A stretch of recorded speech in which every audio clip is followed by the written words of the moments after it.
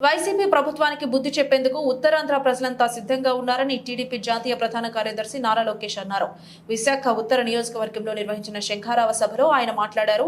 ప్రశాంత వాతావరణంగా ఉన్న విశాఖను వైసీపీ నేతలు విషాద నగరంగా మార్చేశారని ఆరోపించారు.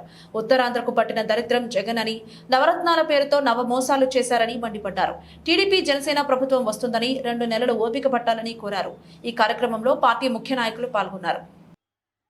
అసలు ఆంధ్ర రాష్ట్రానికి ఆర్థిక రాజధాని విశాఖపట్నం. చంద్రబాబు నాయుడు గారు ముఖ్యమంత్రిగా ఉన్నప్పుడు భారతదేశానికి జాబ్ క్యాపిటల్ గా ఉన్న విశాఖపట్నాన్ని ఈ జగన్మోహన్ రెడ్డి అనే వ్యక్తి ముఖ్యమంత్రి అయిన తర్వాత గంజాయి క్యాపిటల్ ఆఫ్ ఇండియాగా ఈ రోజు మార్చేశారు. మహిళలందరూ ఒకసారి ఆలోచించాలమ్మా.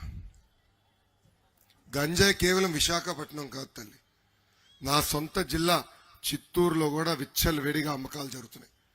దానికి కారణం ఒకటే, వైకాపా పార్టీకి చెందిన ఎమ్మెల్సీ అనంతబాబు అనే వ్యక్తి అక్కడ పండించి డిస్ట్రిబ్యూషన్, సప్లై, అమ్మకాల దగ్గర నుంచి వైకాపా కార్యకర్తలు పెట్టి ఒక తరాన్ని, అంటే మన పిల్లల భవిష్యత్తుని నాశనం చేస్తున్నారు.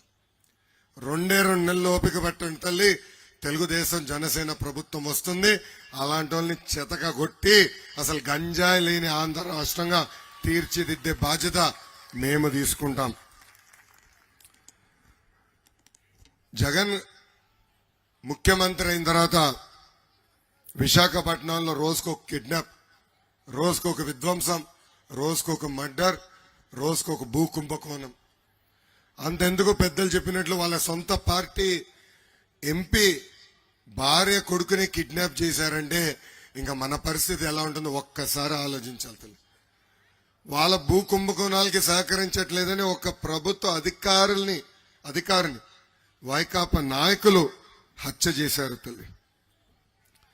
సింహాద్రి అప్పన్న ఆలయం ఉన్న పుణ్యభూమి ఈ విశాఖపట్నం భూమి. జగన్ పదే సిద్ధం అంటున్నాడు. నిన్న కూడా సిద్ధం అంటూ రాప్తాడుకి వెళ్ళాడు తల్లి.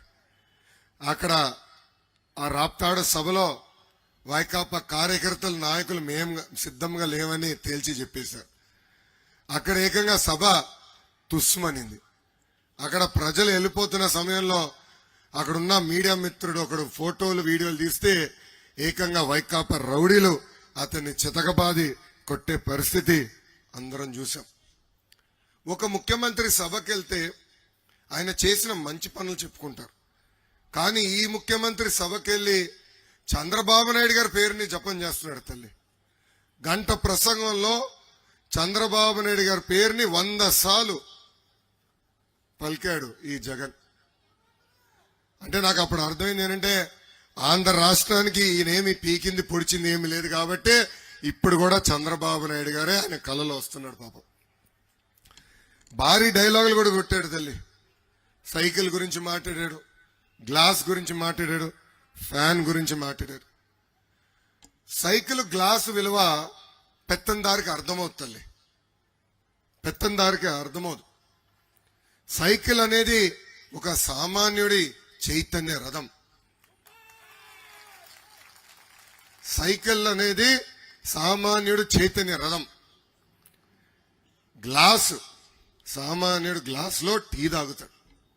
బహుశా జగన్ వెండి గ్లాసులో తాగుతున్నాడా, బంగారు గ్లాసులో తాగుతున్నాడు నాకు అర్థం అవట్లేదు. ఈరోజు ఫ్యాన్ రెక్కలు విరిగిపోయినాయి తల్లి. ఇరిగిపోయిన ఫ్యాన్ ఏం చేస్తాం తల్లి, పీకి చెత్తపొడిలో పడేస్తాం తల్లి.